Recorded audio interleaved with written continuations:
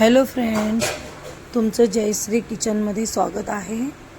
मी बनवत आहे chicken biryani. Chicken biryani बनवण्यासाठी लागणारं साहित्य, त्यासाठी मी लुईसचं ऑनलाईन चिकन मागवून घेतलं आहे। चिकन चांगलं फ्रेश आहे, क्लीन आहे, तरीसुद्धा मी थोडंसं पाण्यामध्ये क्लीन करून घेतलं आहे।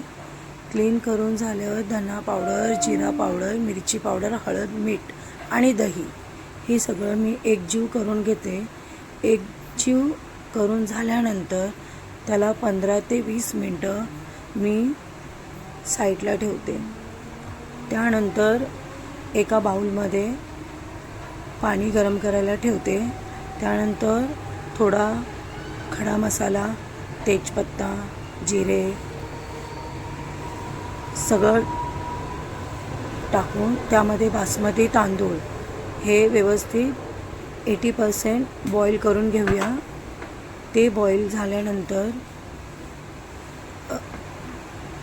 4 कांदे बारीक चिरून त्याला मी तेलामध्ये चांगले खरपूस फ्राय करून घेतलेले आहे। तुम्ही बघू शकता चिकन किती छान मॅग्नेट झालं आहे। त्यानंतर थोडंसं तेल टाकून ते मॅग्नेट केलेलं चिकन मी तेलामध्ये चांगलं खरपूस फ्राय करून घेते। खरपूस फ्राय करून झाल्यानंतर त्यामध्ये तेलामध्ये कांदा चांगला फ्राय केलेला आहे तो आणि मसाले सगळं एकत्र मिक्स करून घेऊया। मिक्स करून झाल्यानंतर ते बॉईल केलेलं बासमती तांदूळ आहे तो त्याच्यावर ती सगळं एकसारखा प्लेन असा ठेवते। ठेवून झाल्यानंतर तुम्ही बघू शकता चिकन किती छान बॉईल झालं आहे। चिकन बॉईल झाल्यानंतर सगळं पाणी आटेपर्यंत त्यानंतर तो फ्राय केलेला कांदा त्याच्यामध्ये चांगला मिक्स करून घेते।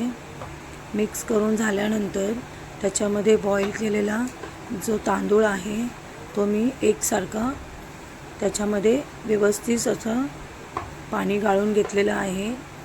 सगळं एकसारखं हाताने व्यवस्थित करून तुम्ही बघू शकता किती छान आणि मस्त टेक्स्चर दिसतंय।